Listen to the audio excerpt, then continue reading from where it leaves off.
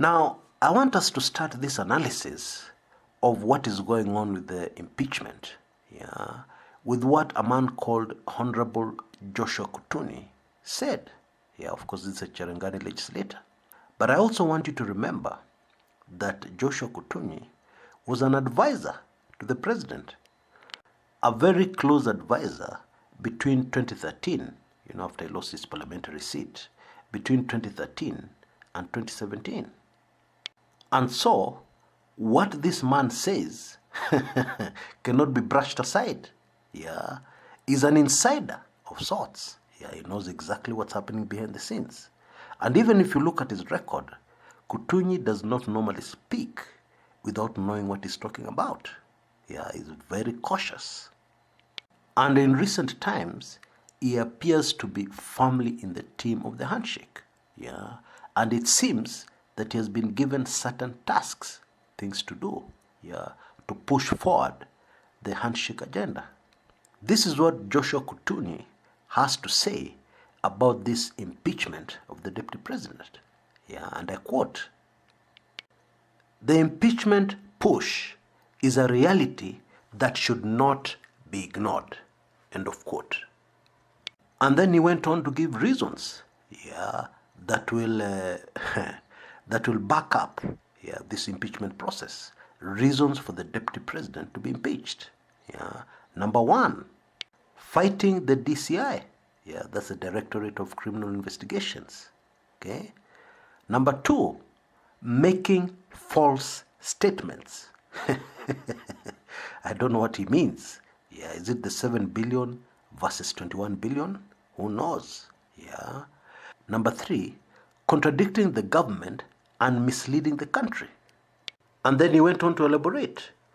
He said the deputy president has been speaking at cross purposes with the president and making statements that have later turned out to be false. To quote his exact words, "We are dealing with someone who has been misleading the country. In other jurisdictions, he would have resigned," end of quote. And yet another quote from Kutuni, I quote again, "It is not clear whether he is working for the benefit of the nation or to the detriment of the country. The issues are weighty matters that can be very debatable," end of quote. And so I need to ask, in your view, do you think this is something that will go away? After a lunchtime meeting between the president and his deputy? I don't think so. But something else has also been happening.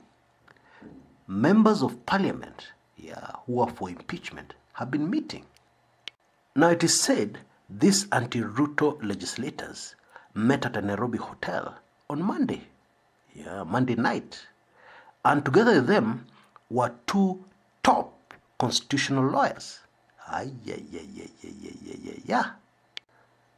Now one of the MPs who was at the meeting was quoted as saying, and I quote, "We met and started our preliminary literature review to frame the charges, together with the gleaning of evidence. It can't be a one-day matter, but will take a few weeks or months," end of quote.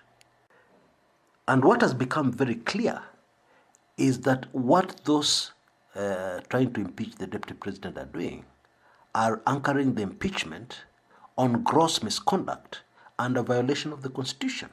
That's what they're focusing on.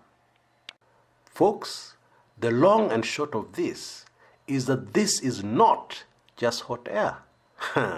There's something really going on here, and it should not surprise anybody. In the video I made yesterday, you'll remember I said that this is something which started a long time ago. Just ask yourself a simple question. Bwana David Murathe has been rather quiet in recent times. What is he busy doing? I think the signs are very clear, and they're there for anybody who wants to read them. Now, I've heard people saying that James Orengo, who kicked off this entire storm, was speaking at a funeral somewhere deep in the rural areas. And therefore, some people are saying, Orengo did not have anything to talk about, and therefore he decided to cause drama, to say something interesting that would make the public sit up and pay attention. And therefore, off the top of his head, he started talking about impeaching the Deputy President of the Republic of Kenya. And to become even more convincing, these people are reminding us that in the 90s, James Orengo, who was then a member of parliament, actually attempted to impeach retired President Daniel Arap Moi. And the motion made it to the floor of the House. And so, these people are insinuating Orengo likes the drama of impeachments. Well, I don't agree. When Orengo tried to impeach retired President Daniel Arap Moi in the 90s, the situation and the circumstances were very different then. I remember it held the whole country spellbound. Everybody wanted to know what was happening in Parliament. I also remember, because I listened on that day as Orengo made his speech, Orengo sounded very nervous. He stammered. He lost his train of thought. He was obviously very nervous, and I've never been able to explain why. Maybe the gravity of what he was doing dawned on him as he was on the floor of Parliament. Because Kenya was a very different country in those days. And of course, Orengo's impeachment effort failed miserably. Of course, money was used by the government then to ensure that things did not get out of hand in Parliament. And I'm talking money going towards opposition legislators. You know, one thing about Moi, in case you never knew, he never ever left anything to chance. Never ever. After he had put his carefully thought out and planned action into motion, Moi would still have a plan B, C, D, E up to Z. That was Moi for you. Anyway, back to the impeachment of DP Ruto. Now, my friends and those on this channel, let me assure you, this is not the last we've heard of this. This impeachment process will go far. Of course, I have my doubts as to whether it will be successful. But what I can assure you is that it will go far. It is definitely not hot air. That one you can be sure of. My wild guess is that it could be used to weaken the deputy president.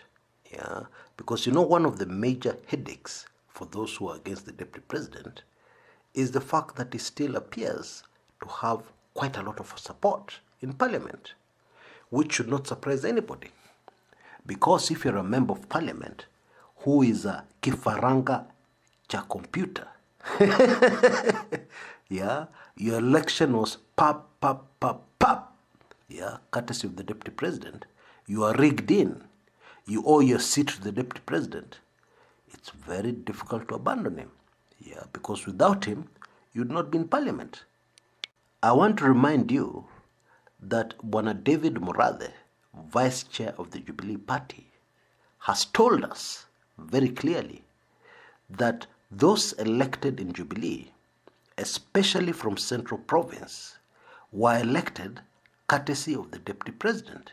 He messed up the party primaries, and kicked out some very good legislators, some very popular legislators. And so, when I say that most of the supporters of the deputy president, maybe in fact almost all in Central Province, are vifaranga via computer, then I'm basing that on credible information from none other than the former vice chair of the Jubilee Party, David Murathe, who should know. He was an insider at the time. He could see exactly what was happening on the inside. But I also want you to know that some of these vifaranga via computer have already crossed the floor. They've abandoned the deputy president, for survival. Maybe the file that was waved against them was a serious one. Anyway, coming back to my point, the whole purpose of this impeachment is probably to show the supporters of the deputy president that these guys are serious. That this ship of the deputy president must be sunk by his opponents. And therefore, anybody on the ship had better abandon ship on time before it actually sinks. Because if you sink with the ship, obviously things will not be good for you. I think this is the message behind the impeachment. But again, I want to emphasize, that's my wild guess. I don't have any information. But I'm trying to read the situation on the ground. And that's the conclusion I'm coming to. And of course, I'm not ruling out, this is very important, I'm not ruling out the opponents of the deputy president going all the way. Of course, it's a process. First, it has to appear on the floor of the House, which is not a problem, because the speaker is Justin Muturi. We know which side he is on, And then it has to be voted on, and if the vote is won, it then goes to the Senate. And the Senate is a much smaller house than the National Assembly. That is where the government has an advantage. Because smaller numbers, easier to do things. Let me just leave it at that. And then consider all the mad, all the crazy things that will have been revealed about the deputy president by the time this debate gets to the Senate. It should be so damaging that the deputy president may have no other option but to resign. Indeed, there are those political analysts who are saying that the best option for the deputy president, to avoid the embarrassment and to avoid his reputation being destroyed in the eyes of the public, the best option for him would be to resign, and then continue his fight from outside the Jubilee government. That's what many people are saying. And I tend to agree, looking at it politically. If I was on the deputy president's side, that would be my best option. Because, make no mistake about it, these people are serious. These anti-DP Ruto people, they're serious. And then most importantly, there's God Almighty. We know God Almighty is moving in Kenya. We don't know what he's going to do.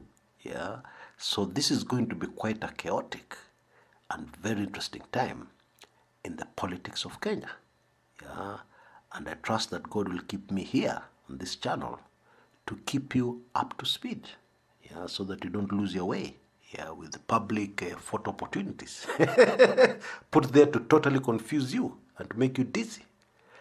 Until next time, this is Chris Kumekucha.